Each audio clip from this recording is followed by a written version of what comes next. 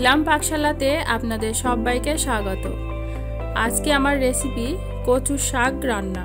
কোনো রকম মশলা ছাড়া একদম সহজ পদ্ধতিতে কিভাবে কচু শাক রান্না করা যায় সেটাই আমি আজ আপনাদের সঙ্গে শেয়ার করব। কচু পাতার এই রেসিপিটি গরম গরম ভাতের সঙ্গে খেতে দারুণ লাগে, আর তার সঙ্গে যদি একটু পাতিলেবুর রস নেওয়া যায় তাহলে বন্ধুরা খেতে অসাধারণ লাগে। এই রেসিপিটির জন্য বেশ কিছুটা কচু পাতা নিয়েছি। এখন এগুলো কেটে নেব বা হাত দিয়ে ছিঁড়েও নিতে পারেন। গ্যাস অন করে একটি কড়া বসিয়ে দিয়েছি। দিচ্ছি 2 টেবিল চামচ তেল। সাদা তেল বা সরিষার তেল আপনাদের যেটা পছন্দ সেটাই দিতে পারেন। আমি এটা সাদা তেল ব্যবহার করলাম। দেব 6-7টা চেরা কাঁচা লঙ্কা ও একটি রসুন থেতো করে নিয়েছি, তেলের মধ্যে দিয়ে দিলাম। তেলে একটু ভেজে নেব। খুব বেশি লাল লাল করে ভাজার দরকার নেই, মোটামুটি একটু ভেজে নিলেই হবে।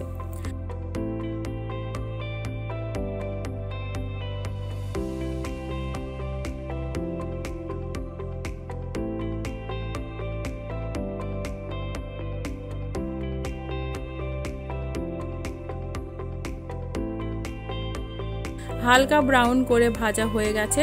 এবার কেটে ধুয়ে পরিষ্কার করে রাখা শাকগুলো দিয়ে দেব। বন্ধুরা, এই কচু শাক যেগুলো ছায়াতে হয় সেগুলো খাবেন না, তাহলে গলা ধরবে। আর যেগুলো রোদের মধ্যে হয়ে থাকে সেইগুলোই খাওয়ার চেষ্টা করবেন। শাকগুলো এখন দেখে মনে হচ্ছে অনেকগুলো, একটু নাড়াচাড়া করার পর একদম অল্প হয়ে যাবে।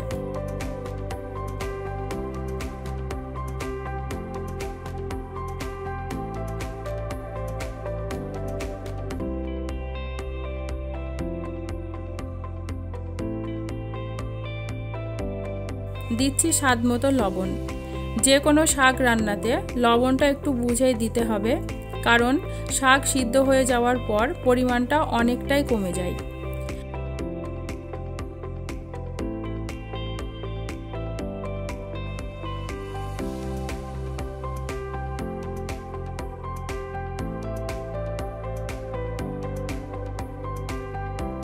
গ্যাসের ফ্লেমটাকে লোতে রেখে ঢাকা দিয়ে 5 মিনিট সিদ্ধ করে নেব। ফিরে আসছি 6 মিনিট পর। শাক সিদ্ধ হয়ে গেছে।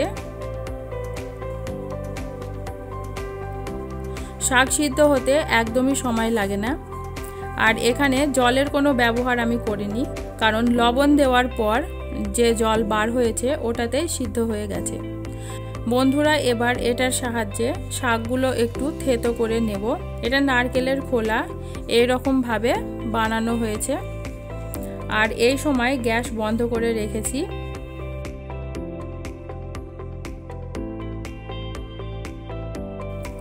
থেতো করে নেওয়া হয়ে গেছে। এবার 1 মিনিট জাল করে নেব।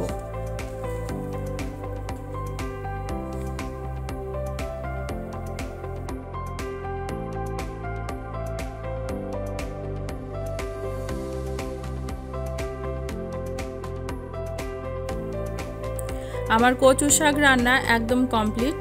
পরিবেশনের জন্য একটি প্লেটের মধ্যে তুলে নিয়েছি। এই রেসিপিটি গরম গরম ভাতের সঙ্গে খেতে খুব ভালো লাগে।